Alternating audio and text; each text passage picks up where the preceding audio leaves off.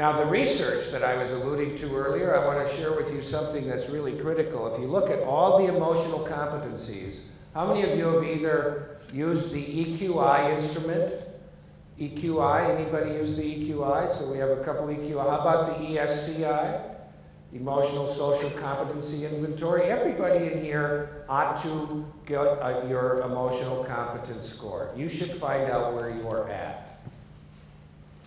You are in human resources, and an operative part of the word or of the group is human.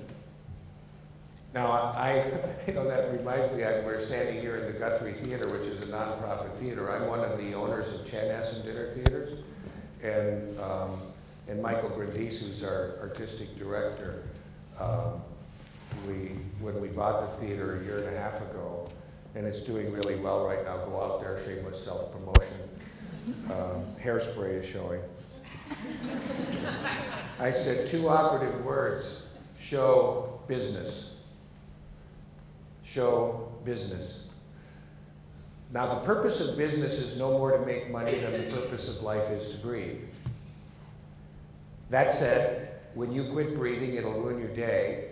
And if businesses don't make any money, they're out of business. So we're not in business to make money, we make money to be in business, to carry out a grander purpose. Human resources.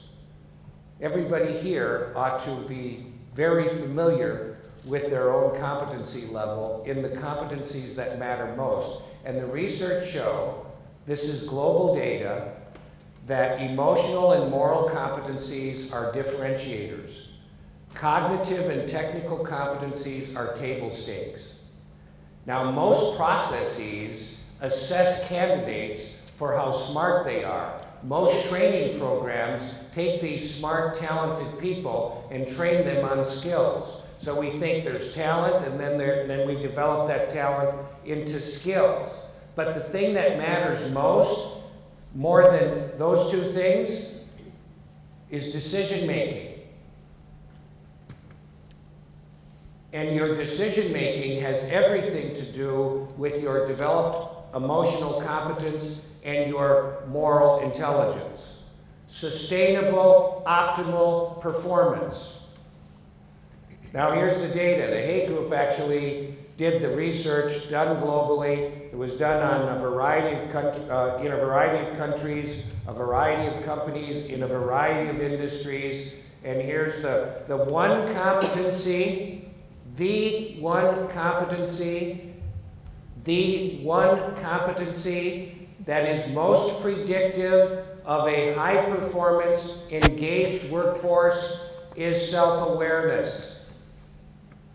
And most people don't know they don't have much.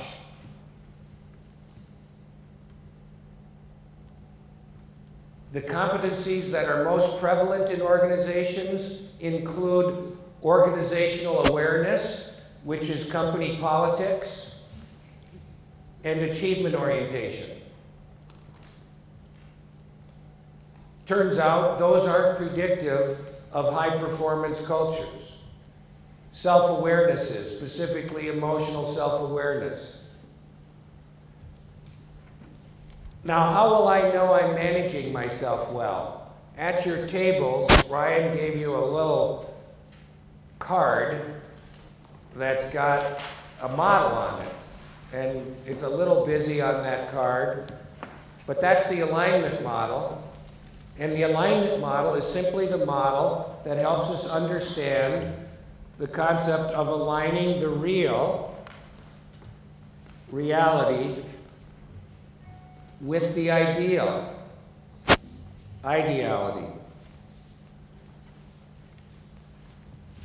You will know you're managing yourself well when your reality is in alignment with who you view yourself to be ideally. This requires self-awareness. I have to really know who I am moment to moment. I have to know who I am ideally. And I actually have to know what I'm trying to get out of this. What are my goals? What's my purpose? Now, we live locally in a community where one of the great thinkers on purpose is here, and I know many of you have worked with him, Richard Leider. So Leider wonderfully wrote one of the forewords to Moral Intelligence 2.0, and he speaks about purpose. And many of you have read In Search of Meaning, Viktor Frankl's book. And we all understand the power of purpose. When people have a purpose, and remember, the purpose of business is no more to make money than the purpose of life is to breathe. What is the purpose of your organization? And it's not to make money. What is it that you're about? In order for people to get engaged, and Leider and I collaborated on talking about these questions, people want to know the answers to a few questions. Number one, where are we going? What's the purpose of going there? Is that purpose, is the destination worthy of my best efforts? Yes or no? Number two, what's in it for me to go there? Every one of us was wonderfully born with a natural self-interest. Now, I'm an Adam Smith kind of economist, and so I believe in enlightened self-interest. And so I really do believe that it's in my self-interest to serve the interests of others. So if we can get to that, that's a wonderful thing. But what's in it for me? What do I get out of it? And money is probably lower on the totem pole than one wants to believe it is. And I think that's something, Don, you were just sharing with me. What's number one now? It's belief in the future of the organization. Belief in the future of the organization as articulated by leadership. Where are we going? What's in it for me to go there? What's expected of me? By the way, what's in it for you? And what can I expect from you? And if I need some support along the way, where do I go get it? If people get real answers to those real questions, they might buy in, they might get engaged. They might align what they really think about, their thoughts and their actions, because I do get to decide what to think, I do get to decide what to do, I don't get to decide how to feel emotionally. I don't get to make the choice, but I do get to choose my thoughts, I do get to choose my behaviors. And if I'm engaged, I will choose to think about the things that I need to do better, or that I could do more effectively, or ways in which I could influence the people around me to further engage them. I will choose to think about that. And I will choose to do things that demonstrate that. Because I realize people are paying attention to what they see me do. And I'm going to align my reality with this purpose and with my goals and the organizational goals. And further, I'm going to be aligned with principles and values, my personal values, organizational values. Because that's the ideal.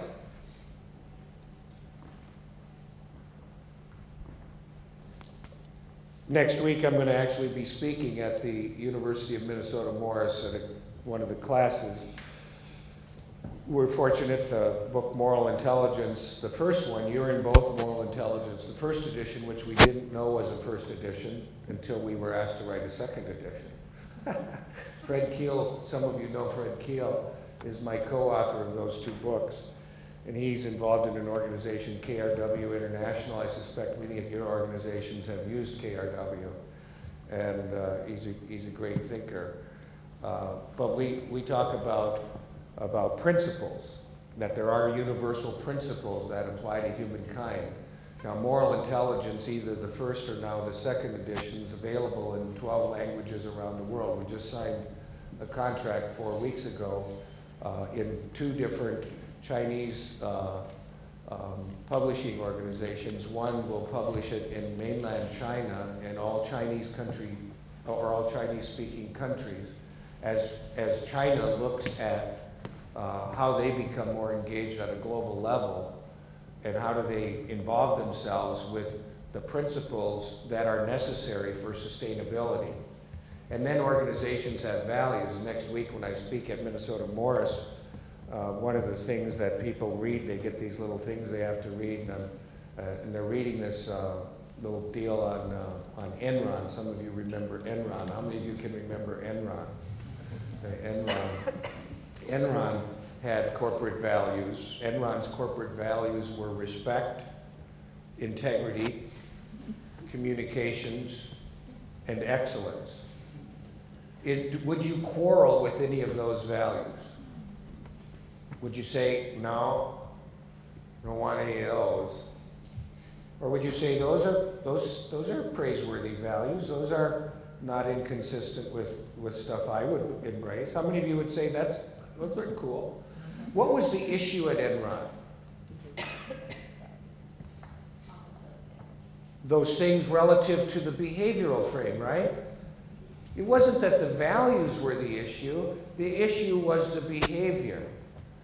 So each of you should know your values. And here, by the way, I'm going to share with you this, and I've got a couple minutes. I want to open it up for some questions for you.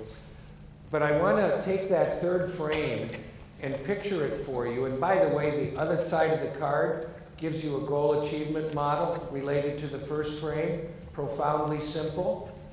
I believe in profound simplicity. There are 3 levels of understanding. There's simplistic, there's complex, there's profoundly simple. Until we get to profound simplicity, it's not very useful. The reason I had some effectiveness running a 17,000 person organization is we chose not to complicate things. And most organizations, and people are smart, they understand if I can complicate this enough, I can hide behind the complications. I want profound simplicity. Simplicity on the other side of complexity. Does that make sense? Related to that, I want to take that third frame and I want to put it in the form of a triangle, and I want to help you understand something I said earlier, which is real important. And then I'm going to share with you a couple of skills which, if you choose to practice them, will profoundly change your life. Pretty cool. So you're going to get all that just in the next few minutes. So take that frame. Top circle is the initial T. That stands for cognitive thoughts. Lower left circle is the initial E. That stands for emotions. Lower right circle, 2 initials, P/A. That stands for physiology and action. The interaction between these 3 things defines moment-to-moment reality. And reality is constantly changing, therefore. Your thoughts are changing. Your emotions are changing. Your heart rate is changing. Your breathing pattern is changing. All of that stuff is changing. Now, when our reality is stimulated from the outside, something happens outside of us, it will stimulate us emotionally first. That's the way it works. Now, what's interesting is many people are waiting for something to happen outside of themselves to make them feel better, because they believe once I feel better emotionally, then I will think better, and then I will do better. So if Human Resources sends me a memo to make me feel better, I will think better, and then I will behave better. If senior management sends me a memo, gives me a speech, does a little video, stands in front of the group in some kind of a forum, and says something that makes me feel better, then I will think better, and then I will behave better. I am ready for you to do something to make me feel better. Now, here's what each of us must understand. Each of us is both a stimulated and a stimulator. So superimpose another triangle here. Thoughts, emotions, and actions. What you do is going to stimulate other people emotionally first. So you should be asking yourselves, as human resource experts, how do we want people in this organization to feel emotionally? What do we want them to think, and what do we want them to do?